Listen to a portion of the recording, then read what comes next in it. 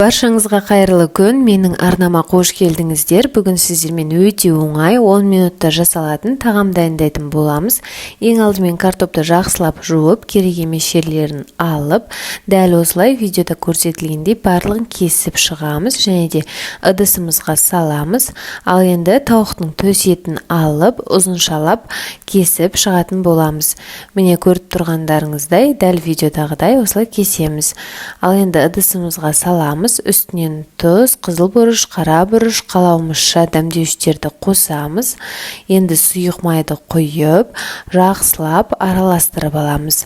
Ал одан соң керекті формамызды алып, пергамент қағазын төсейміз, немесе төсемей-ақ қойсаңыз да болады.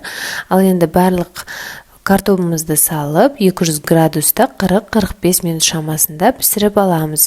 Сонымен біздің тағамымыз дайын. Енді ыдысымызға салып, бере берсек болады. Өте оңай, міндетті түрде жасап көріңіз.